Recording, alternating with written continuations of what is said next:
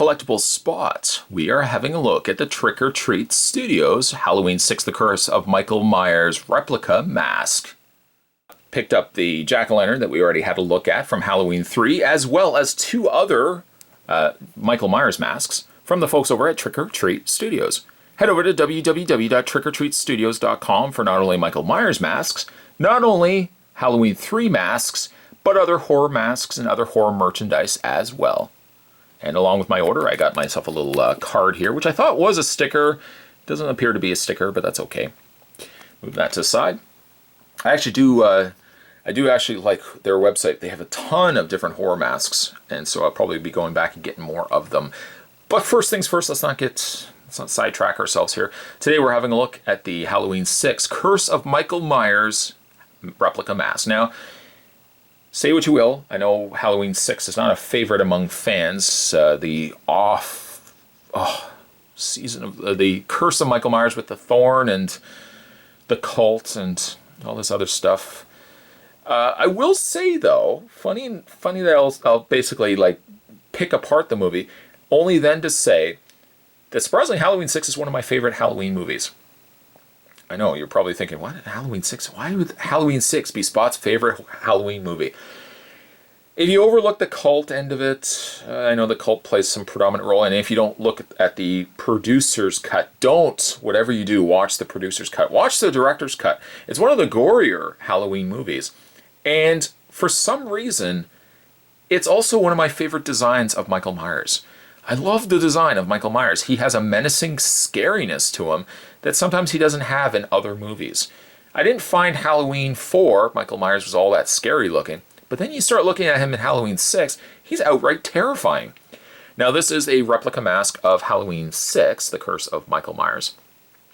The mask itself has a big departure, I feel, from the other Halloween Michael Myers masks. Now granted, all the masks do differ from one another. Halloween 1 and Halloween 2 really sharing the same mask.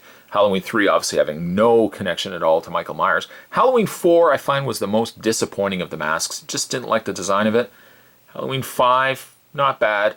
Halloween 6 though, I think really took a big jump from the other Halloween movies.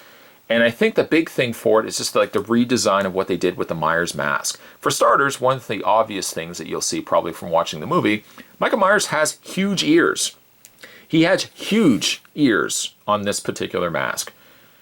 And couple that with the fact that he comes across very discolored, very, I want to say not, like, there's no gradient of paint of the way that they painted the mask. Like, there's a lot of very defined shading areas to the Halloween 6 mask.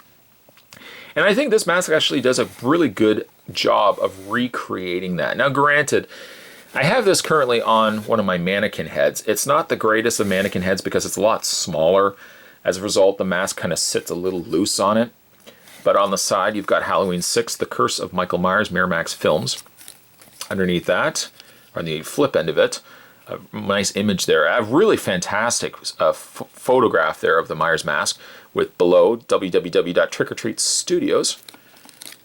And then you've got just the care instructions that we've already had a look at with the jack-o'-lantern mask. And then on the back, Trick or Treat Studios, designed in the USA, made in Mexico, masks to die for.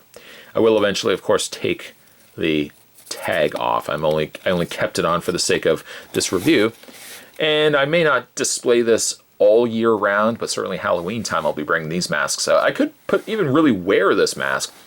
I had a Halloween 6 Michael Myers mask, I want to say like back in 2002, 2003. I was going to a Halloween party and I decided to dress myself up as Michael Myers. I went to a Halloween store, just like one of those mall stores that, you know, just pop up for Halloween and then you don't see them afterwards.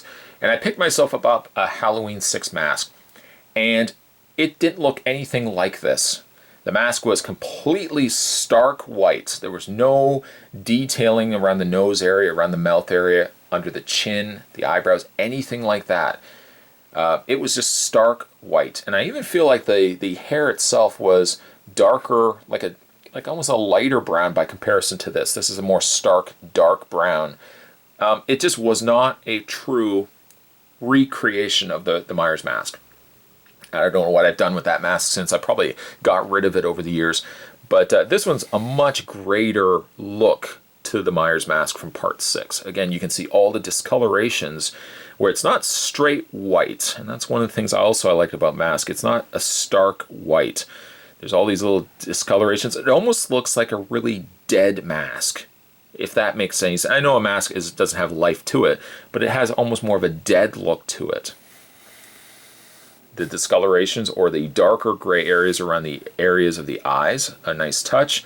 Even they've painted in around the eyebrow areas, so to show that the eyebrows, it just brings the eyebrows out. Not to mention the darker, almost gray color that they've given to the lips too. It really rounds out the mask. But I love how it's got that, it's kind of got various yellows, lighter yellows, beiges in there as well.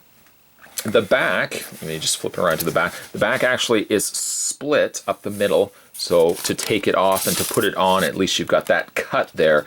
It'll help you, it'll assist you in putting on the mask.